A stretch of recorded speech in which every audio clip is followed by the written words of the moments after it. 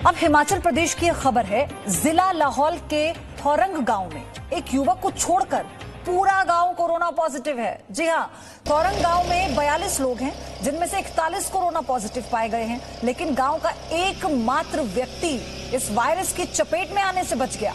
आश्चर्य की बात है ना कि इनकी पत्नी समेत परिवार के 6 लोग और भी हैं जो कोरोना वायरस से संक्रमित हैं, पॉजिटिव पाए गए हैं, लेकिन भूषण ठाकुर नाम का ये व्यक्ति कोरोना नेगेटिव है। फिलहाल भूषण वाईडीए संस्था में युवाओं के साथ गांव के घर घर जाकर कोरोना से लड़ने का सामान पहुंचाने में मदद कर रहे हैं। 52 वर्षीय भूषण ठाकुर ही गांव के अकेले ऐसे शख्स हैं जिन्हें कोरोना वायरस छू नहीं पाया। परिवार के सारे सदस्य पॉजिटिव पाए गए हैं। तब से वो अलग कमरे में रह रहे हैं और खाना खुद बना रहे हैं। भूषण ठाकुर ने जी न्यूज संवाददाता संदीप सिंह से बात की। चलिए आपको बताते हैं कि भूषण ठाकुर का इस पर क्या कहना है। हिमाचल प्रदेश का जनजातीय जिला लाहौल स्पीति कोविड काल के दौरान अपनी अलग पहचान रख रहा था, क्योंकि ये इलाका कोरोना के संक्रमण से अछूता था। लेकिन अब तस्वीर पूरी तरीके से बदल चुकी है। इसी लाहौल घाटी के थोरंग गांव में 52 वर्षीय भूषण ठाकुर को छोड़कर उनका पूरा गांव कोरोना संक्रमित हो गया, जिसके बाद अब पूरे इलाके को कंटेनमेंट जोन में तब्दील कर दिया गया है। इसी कोरोना के बढ़ते मामलों के चलते अब इस लाहौल स्पीति के लोग जो हैं वो पर्यटन व्यवसाय से जुड़ी गतिविधियों को बंद कर चुके हैं। संदीप सिंह, जी मीडिया मनाली, हिमाचल प्रदेश। सबसे पहले तो आप यही देख लो कि हमारे गांव में जो टेस्ट हुआ था, लगभग 40-41 लोगों ने टेस्ट कराया, सबके सब पॉजिटिव आए, सिर्फ मैं उसमें नेगेटिव आया। क्योंकि मैं ये सोच रहा हूँ कि ज्यादातर जो बीमारी आ रही है आजकल ठंड के कारण आ रही है, और मैं लोगों से ये अपील करता हूँ कि मास्क पहने, सैनिटाइजर लगाए और सोशल डिस्टेंसिंग जो 2 गज का है वो भी रखें। इसमें आजकल का मुख्य कारण है कि जो ठंड जो होती है, आजकल के ठंड में जैसे हम एक कमरे में रहते हैं, उससे भी ये वायरस फैलने का चांसेस रहता है।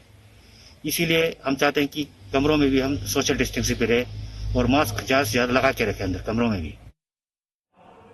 संदीप सिंह मनाली से जुड़े हुए हैं, बाकी मेरे सहयोगी भी हैं, उनका भी रुख करेंगे संदीप। लेकिन ये खबर जितनी हैरान करने वाली है उतनी सीख देने वाली भी है, क्योंकि एक व्यक्ति ऐसा है जो तमाम तरह से हर एक गाइडलाइन का पालन करता है। पूरा गांव कोरोना की जद में, सिर्फ एक शख्स को छोड़कर। बिल्कुल प्योदी, आपने ठीक कहा। जिस तरीके से मैदानी इलाकों में कोरोना का असर देखने को मिल रहा था, तो गांव के लोगों को ये जरूर राहत रहती थी कि गांव में कोरोना नहीं आएगा, खासकर पहाड़ी क्षेत्रों की अगर बात करें। लेकिन ये गांव अब एक ऐसी मिसाल बन चुका है, खासकर सभी तमाम गांव में बसने वाले लोगों के लिए, कि गांव में भी कोरोना पहुंच सकता है। कोई भी ऐसी जगह नहीं है जहां कोरोना संक्रमण नहीं पहुंच सकता है। और ऐसे में आप भूषण ठाकुर के जज्बे को देखकर समझ सकते हैं कि जिस तरीके से उनके गांव में इस वक्त पूरी तरीके से सन्नाटा पसरा हुआ है और दूसरी तरफ लोगों को होम आइसोलेशन पर रखा गया है। ऐसे में कोविड के नियमों का पालन करने से जिस तरीके से भूषण ठाकुर जो है वो कोरोना के संक्रमण से अभी बचे हुए हैं, तो ऐसे में यहां पर भी लोगों को समझना होगा कि सोशल डिस्टेंसिंग का पालन करना है, कोविड के नियमों का पूरी तरीके से पालन करना है। प्योदी, मेरे साथ इस वक्त लाहौल हमारे साथ हैं, उनसे पूछ लेते हैं किस तरीके से देखते हैं आपकी लाहौल जो है वो पहले कोरोना के संक्रमण से काफी दूर था, लेकिन अब परिस्थितियां पूरी तरीके से बदल चुकी हैं। निश्चित रूप से परिस्थितियां पूरी तरह से बदल चुकी हैं। जब से ये टनल खुल गया उसके बाद काफी लोगों का आना जाना वहां रहा है। शायद यही कारण रहा होगा कि वहां पर कोरोना के मामले एकदम जो जंप कर गया है। और हम तो यही एडवाइस करते हैं कि लोगों को कि आप लोग को मास्क लगाएं, सामाजिक दूरी रखें, तभी आप लोग बच सकते हैं। कोरोना तो कोई जात पात देख के तो आएगा नहीं, वो तो एक ऐसा वायरस है, अदृश्य वायरस है, वो कभी भी किसी के पास आ सकता है। तो इसलिए अपने आप को बचाव करना ही बहुत जरूरी है। बहुत ठीक कहा आपने।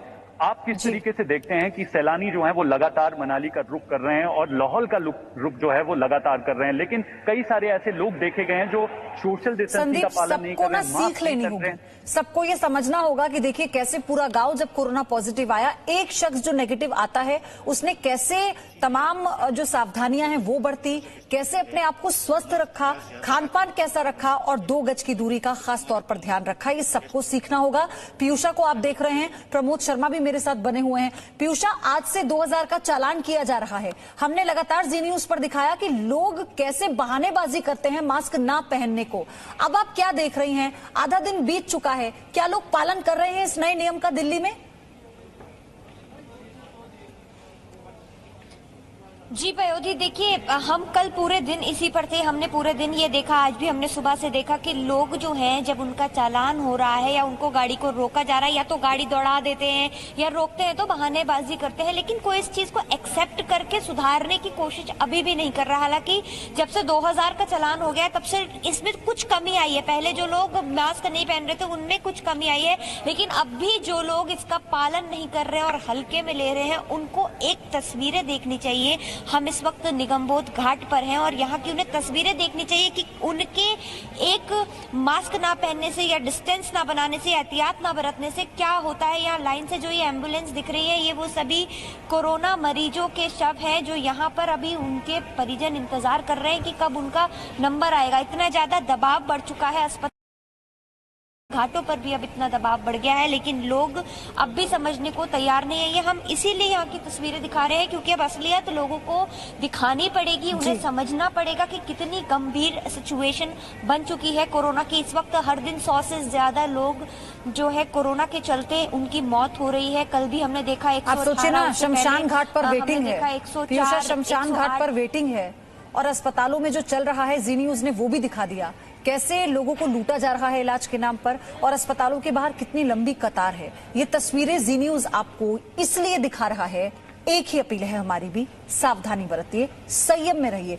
प्रमोद को आप देख रहे हैं, कनॉट प्लेस से हैं दिल्ली के।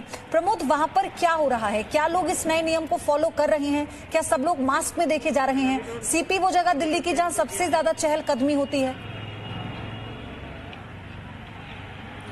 जी बिल्कुल पायुदी, कनॉट प्लेस के अंदर सबसे ज़्यादा भीड़ होती है, लोग घूमने आते हैं और जब से 2000 का चालान का नोटिफिकेशन जारी हुआ है, आम पब्लिक के लिए ये नियम आज से लागू हुआ है और दिल्ली पुलिस के साथ दिल्ली सरकार की टीमें भी जो है लोगों का चालान कर रही है।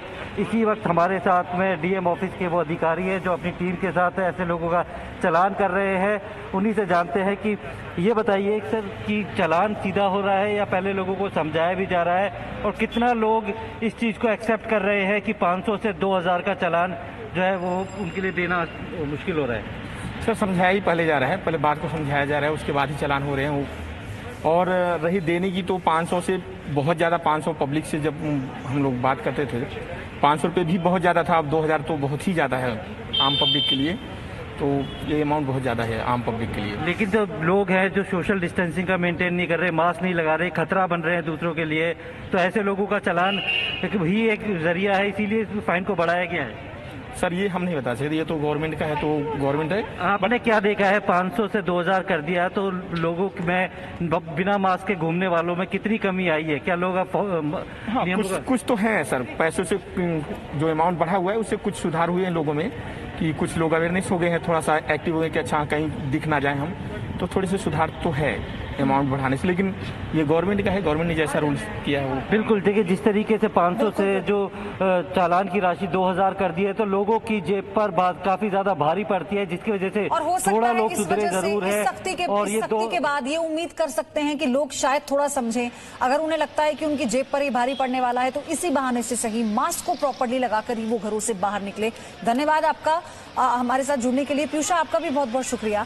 और अब आपको दिल्ली के एक ऐसे अस्पताल में लेके चलते हैं जहां कोरोना मरीज परिवार के लिए लापता हो जाते हैं। मरीजों को ढूंढने के लिए पुलिस बुलानी पड़ती है। अस्पताल में भर्ती कोरोना संक्रमित का शव गायब हो जाता है और 24 घंटे तक अस्पताल को पता ही नहीं चलता। ये कोरोना काल में दिल्ली के कई अस्पतालों की त्रासदी है। ये उन मरीजों के परिवारों का दर्द है जो अपने रिश्तेदारों को ढूंढने के लिए या फिर संपर्क करने के लिए दिन रात टॉर्चर होते हैं।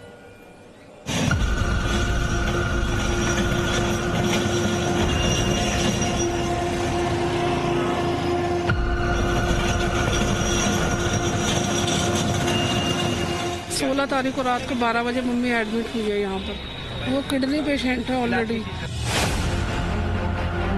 दिल्ली के जीटीबी अस्पताल में वरुण हो या घनश्याम, मनीष हो या सुनील, सभी की त्रासदी एक, सभी का टॉर्चर एक, सभी के लिए एक जैसा शर्मनाक सिस्टम।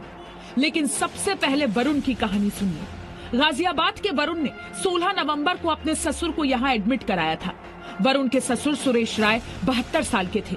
अस्पताल ने उन्हें कोरोना संक्रमित मानकर कोरोना वार्ड में भर्ती कर लिया और उसी रात उनकी अस्पताल में मौत हो गई और शव लापता। रात को 12 से फोन आता है 26 नंबर वार्ड से कि उनको आईसीयू में एडमिट करना, उनका हाइट और वेट बताइए। हाइट वेट बताना कोई लॉजिक नहीं था, लेकिन फिर भी जो उन्होंने पूछा हमने बताया गया। उसके बाद से हॉस्पिटल अथॉरिटी ने हमें कोई इन्फॉर्मेशन नहीं दी। मॉर्निंग जब आके 7 o'clock हमने यहाँ पता किया कि हमारे पेशेंट का स्टेटस क्या है। एट दैट टाइम उनका कहना है कि आपका पेशेंट जो है वो रात को 1 से 1:30 बजे के बीच में एब्सकॉन्ड हो गया, जो कि हमारे लिए भी सरप्राइजिंग था। हम लोगों ने काफी कोशिश की ढूंढने की, अपने घर पे भी पता किया, सारा जगह पता, क्योंकि मेरा घर यहाँ से हार्डली 100 मीटर्स की दूरी पर है, बट वो कहीं नहीं मिले। सोचिए, दिल्ली के जीटीबी अस्पताल का सिस्टम कितना बीमार होगा कि रात में 1 बजे जिस मरीज की मृत्यु हुई, उसके परिवार को अगले दिन सुबह 7 बजे तक कोई खबर नहीं मिली। पीड़ित परिवार के मुताबिक सुरेश राय की मौत की खबर सुनने के बाद जब सभी लोग अस्पताल पहुंचे तो उन्हें बताया गया कि शव गायब है। परिवार के मुताबिक अगर सुरेश राय की मौत करीब 1 बजे हुई तो शव कैसे गायब हो सकता है? अस्पताल में इस बात का जवाब किसी के पास नहीं था। सुरेश राय के परिवार ने पुलिस की मदद भी ली। पुलिस ने भी सुरेश राय का शव ढूंढने की कोशिश की, लेकिन तभी अस्पताल ने बताया कि शव मिल गया है, और वो भी अस्पताल के 5वें फ्लोर पर। परिवार का सवाल ये है कि 6ठे फ्लोर पर भर्ती सुरेश राय का शव 5वें फ्लोर पर कैसे आया? 24 घंटे से ज्यादा वक्त तक पूरा अस्पताल शव को ढूंढ क्यों नहीं पाया? इसका जवाब सिर्फ एक है, लापरवाही के वायरस से संक्रमित अस्पताल का शर्मनाक सिस्टम। जब तक अलामा रिपोर्ट हॉस्पिटल से नहीं आई थी तब तक हम एफआईआर नहीं कर सकते। आवेदन भी लिया गया, फिर हमारा पुलिस वालों ने कार्रवाई की, वो काफी सपोर्टिव थे, उन्होंने कार्रवाई की। उन्होंने हमें परमिशन भी दिलाई कि आप जाके ढूंढ लीजिए उनको, लेकिन एक बंदा उन्होंने मुझे बोला कि आप पीपीई किट पहुंच के आप ढूंढ लीजिए वार्ड्स में, जो कि पॉसिबल नहीं है। इतनी बड़ी बिल्डिंग में मैं उनको कहाँ ढूंढता जब इनके पूरे स्टाफ ने वो नहीं किया। और जीटीबी अस्पताल के शर्मनाक सिस्टम के मारे कई लोग हैं जो दिन रात अस्पताल के बाहर रहते हैं, लेकिन उन्हें मरीज का हाल मालूम नहीं रहता। ये घनश्याम है, इनकी 24 साल की बेटी भी यहाँ भर्ती होने के बाद लापता हो गई थी। मतलब 100 दर्जन से रेफर इसमें कर दिए थे। 10 तारीख के मतलब यहाँ पर मैं वो किया था, मतलब 3 दिन मेरे को रिपोर्ट सही मिला के, उसके बाद 10 तारीख से अब मतलब 3-4 दिन मेरी लड़की इसमें गायब रहा के। ये रिपोर्ट आपको हमने इसलिए दिखाई ताकि आप ये समझ पाए कि जिन लोगों पर बीत रही है, कोरोना कहर बनकर टूट रहा है जिन परिवारों पर, उनका हाल क्या है। सावधान हो जाइए, ये एक अपील हर कोई कर रहा है। Presenting B News app available on Google Play and App Store. Download it now.